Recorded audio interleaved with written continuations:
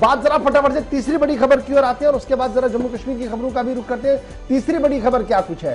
PTI का जलसा मुनक्किद हुआ कराची में। पीटीआई का जलसा यानी इमरान खान की सरबराही में एक बहुत बड़ा जलसा हुआ है और इस जलसे को तारीख साज जलसा करार दिया जा रहा है। और इस जलसे के दौरान साबिक वजीर आला और पीटीआई के चेयरमैन इमरान खान की तरफ से कई अहम बड़ी बातें कही गई है। फॉरेन फंडिंग केस के जरिए से पीटीआई को बाहर करने की कोशिश की जा रही है, यानी सियासत से बाहर करने की कोशिश की जा रही है। एक बड़ा इल्जाम दोबारा से कल इमरान खान की तरफ से लगाया गया है, नंबर 1। नंबर 2, कल जब इमरान खान से पहले साबिक वजीर दाखिला शेख रशीद तकरीर कर रहे थे तो उन्होंने अगले महीने की 31 तारीख तक का टाइम दिया, कहा कि इसके बाद हुकूमतें खुद गिर जाएंगी। इस तरीके का आईनी बहरान पैदा होगा क्योंकि रमजान के फौरन बाद जेल भरो तहरीक का आगाज किया जाएगा। और चौथी बड़ी बात, जब कल जलसा हो रहा था कराची के अंदर तो माना जा रहा है कि ये एक बहुत बड़ा जलसा था। फातिमा जिन्ना के बाद जब वो जलसे में आई थी तो इस तरीके के मनाजिर वहां पाकिस्तान में उस वक्त देखने को मिले थे। उससे भी बढ़कर मनाजिर जो है वो यहां पर आए और काफी संगीन इल्जामात भारत पाकिस्तान से लेकर रूस से लेकर अमेरिका तक कल इमरान खान ने अपनी बात रखी है। क्या कुछ इमरान खान ने कहा, फटाफट से जरा सुन लीजिएगा।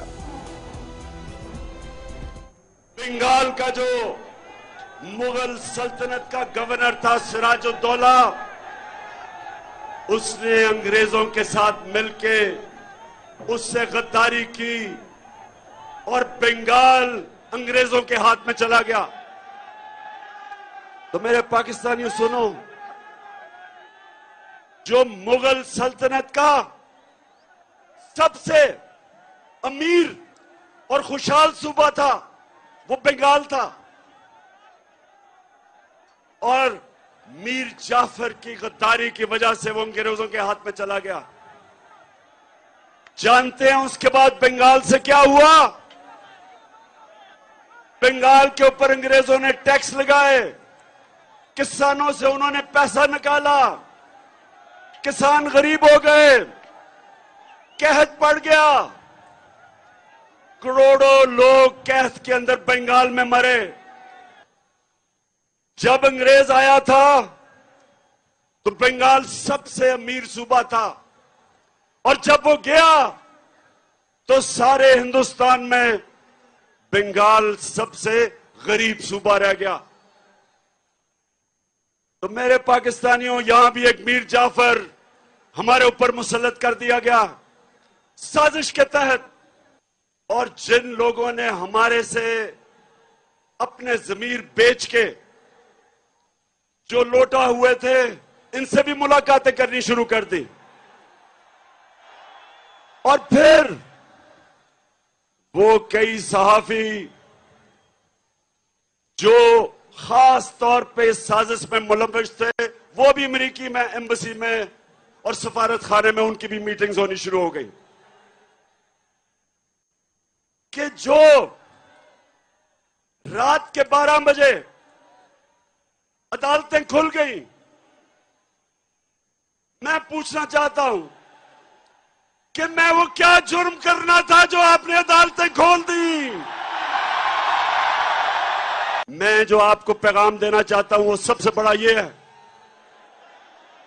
कि अगर ये साजिश कामयाब हो जाती है तो यह याद रखना, कोई पाकिस्तान का प्राइम मिनिस्टर अमेरिका की धमकी के सामने खड़ा नहीं होगा।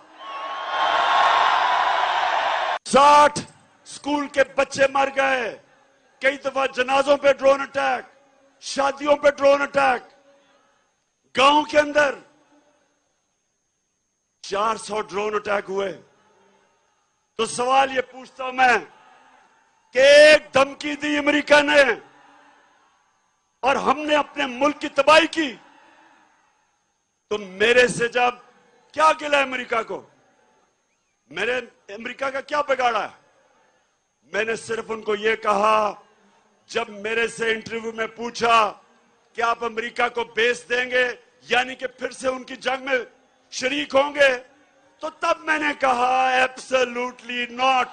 पाकिस्तानियों, ये हमें क्या समझते हैं कि एक जमानत के ऊपर डाकू को प्राइम मिनिस्टर बना दिया और जमानत में इसका जो बेटा है वो चीफ मिनिस्टर पंजाब का बन गया। माइंड था इस सारी साजिश का, लंदन में बैठ के जो ये सारी साजिश कर रहा था। चलिए, इमरान खान को आप सुन रहे थे।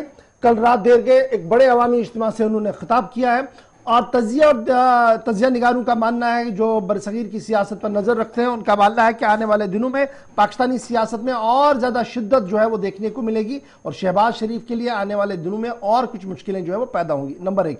नंबर 2, जो मकबूलियत का ग्राफ था जिस पर इमरान खान पर काफी सवाल था कि बहसती वजीर आजम उनकी मकबूलियत का ग्राफ नीचे आ रहा था, उस मकबूलियत के ग्राफ में काफी ज्यादा इजाफा हो रहा है और सिर्फ ये चंद दिनों के अंदर अंदर हुआ है जब से वो वजीर आजम के दफ्तर से बाहर आए हैं और हिज़्ब इख्तिलाफ के तौर पर सरकार को गिरने का काम किया। तो ये तो पाकिस्तान की सूरत हाल थी।